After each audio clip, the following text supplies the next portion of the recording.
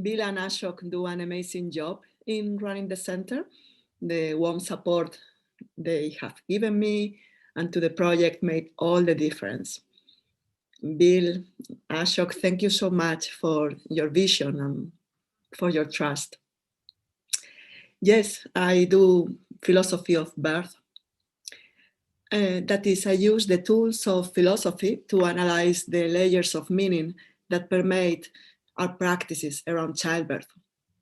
Women around the world are demanding more freedom with respect to childbirth, from less medicalized care to elective cesareans for non-medical reasons, the whole spectrum.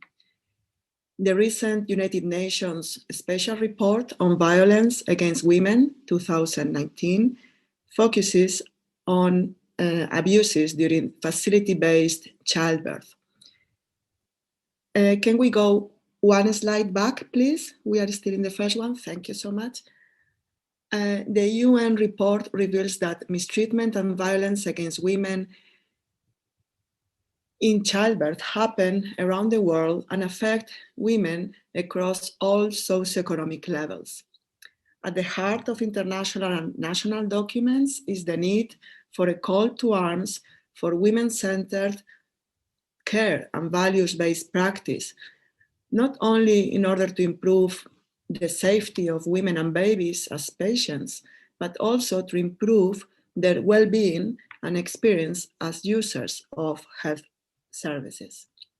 However, this process of change has reached a certain impasse because it operates under a medical model that does not pay attention to how women view rationality, autonomy, and agency during childbirth.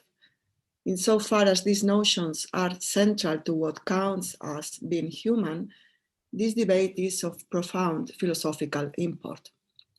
My approach to philosophy of birth seeks to break down the silos that have existed historically between women's health and philosophical thinking. So today I would like to present one example of my kind of approach, unveiling the stereotype, capacity and autonomy during labor. Or should I better say it as a question? Capacity and autonomy during labor? Next slide, please. Within maternity care, there is a fundamental problem, which is that while everybody is clear that choice, women's autonomy and agency are fundamental in theory and the law, in practice, this is often, if not regularly, not enacted. Women's experience speaks to an uncomfortable truth, namely that autonomy in decision-making about their body and health during labor is far from commonplace. So while pregnant women and women in labor are autonomous and in full capacity citizens according to the law, they are not always considered as such in clinical practice. I'm interested in exploring what the tension between the law and the practice exactly is. Of course, we can always mention time, money, service pressures as reasons. They should play their part. But philosophy can help us acknowledge that the obstacles to enhance capacity and autonomy during labor lie also yet at another layer that is not structural, but conceptual, for it has to do with our notions of what capacity and autonomy are. Next slide, please. Consciously or unconsciously, professionals do not always engage in true shared decision-making with women during labor because they take them to be obviously not in full capacity. And why are women in labor obviously not in full capacity? Because their being in an altered state of body and consciousness is taken to deeply affect their capacity to retain and recall information and balance it in coming to a decision. Hence, what they say is taken to not necessarily convey what they mean, nor what they need, nor what is good for them and their babies. In short, women subject to the uterine influence do not reason well.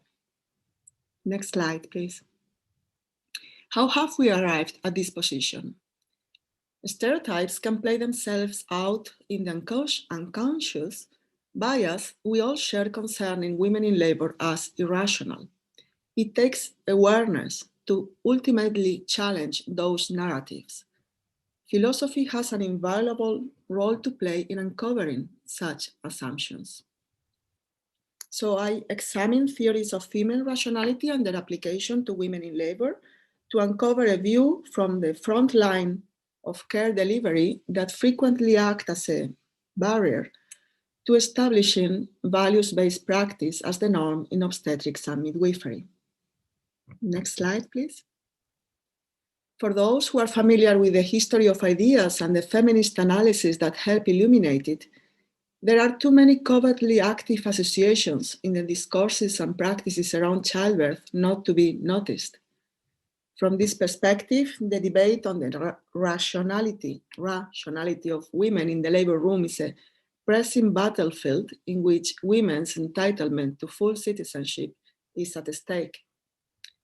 Next slide, please, and final. And this should be the end. Of course, we would need now to discuss what the views on rationality and agency during labor are. And if you are interested, you'll find more on this in my recent publications.